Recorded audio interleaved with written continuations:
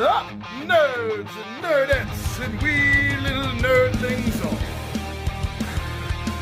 It's your buddy Big John and G, the Two Gun Pixie presents Legendary Gaming.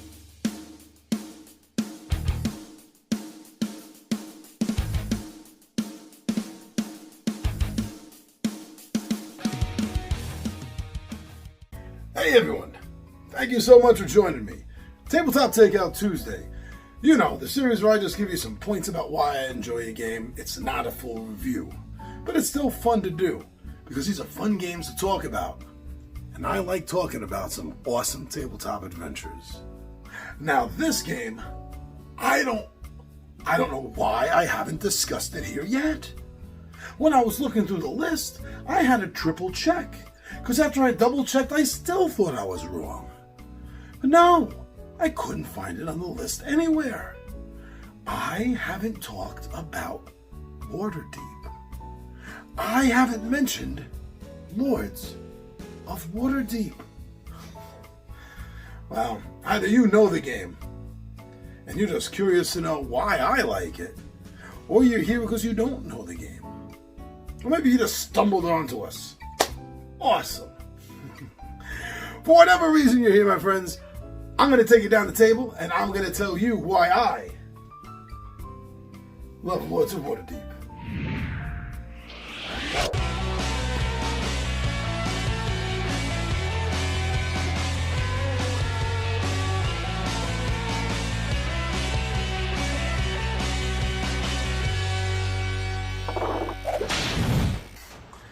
Alright, so like I said, I don't know why this hasn't come up before, but Lords of Waterdeep, this is the game that got me into trying Euros, or Euro-style games. And I'm glad it did, because before that I really had very little interest in Euro-style gaming. And although this is a little bit lighter than normal, it definitely represents that quite well. And besides that, I also think that this is a good gateway game. Not just to Euro-style gaming, but just to tabletop gaming in general.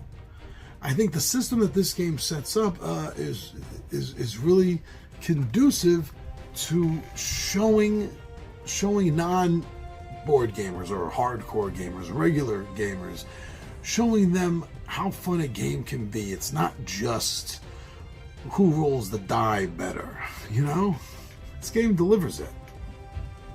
I've also enjoyed the light use of hidden roll, because you and the other players are all going to be secretly playing one of the Lords of Waterdeep. And you're going to know who you're playing, but no one else is going to. And who you play is really going to determine what you want to do for quests. You don't have to go for what they want, what they're asking for, but you will get extra points if you do. So every opportunity that it arises, you're pretty much going to be going for those adventures, those quests to fulfill in order to help get your extra points. So if you don't know who the other players are, then it becomes a deduction game as you try to figure out what it is that they want in the types of quests that they're going for.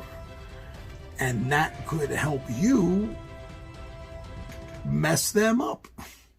You may grab some of their quests just to make sure that they can't get them and they can't get those points. So there is this little bit of deduction, a little bit of take that, since you're taking things away from people, but also there's more take that by just taking areas before someone else gets there, which is another fun aspect of the game. The first player is really, really important and can change by circumstance during the course of the game. And that's something else I really enjoy, the little bit of a chaotic nature, and not just me, then to my left, then to their left, then to their left. Whoever has the active player piece is the first player. So that works out really well. And you're gonna need to know what you need to do in order to understand what place you want to go in the game. And that's another factor that you're going to be balancing out during the course of the game. Now, another thing about this game. This isn't a traditional Dungeons and Dragons game. Although it's set in a Dungeons and Dragons world. Dungeons and Dragons is about going out and having adventures, stories, tales the bards will sing and tell for generations. This isn't about that. And the way this is set up, you really do feel like you're one of the secret lords of Waterdeep, manipulating the town and the surrounding areas and anyone that comes in contact, manipulating them like the puppet master you are. It captures that feeling perfectly, absolutely beautifully. Yeah, like I was also saying before, the level of fun, a little bit of anxiety at times, I admit that, a little bit of tension, a little bit, not enough to be overblown, but that little bit of tension trying to get your worker in the place you need them to be to maximize what you need. So you may need extra rogues to go and complete one of the adventures and cash it in. So you're going to covet any of the spots on the board that you can get a rogue at. And God forbid another player at the table takes that spot from you. Oh, the feeling. Just like somebody just dropped an anvil on your chest. But I like that. It feels fun. It brings a level of energy to the game, a level of excitement. I mean, that's the best word I can think of. And you know what? The game is played in 8 rounds, and it never feels like enough time. To me, that's another sign of a good game. You know, you're clamoring at the end, like, oh, I just wish I had one more, just two more rounds, one more round. That's all I need.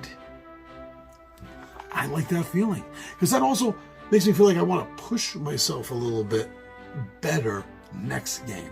Because I'll know I ran out of time, and that's the reason I lost. So how am I going to do better with my time management in this game? How am I going to get things done I need done before round 8 is over? Yeah, that's fun. So yeah, please, if you are a gamer and you haven't tried the Lords of Waterdeep yet, take my word for it. It's a fun game. You're going to enjoy it, and if you do enjoy it, like I predict you will, to one degree or another, I think you're going to enjoy more tabletop games. It is a fun gateway game, and it's going to prove it to you. It will. It'll prove it to you. All right, thank you very much, everyone. I'm your buddy Big Johnny G for Two Gun Pixie presents Legendary Gaming, and my friends, I am out of here.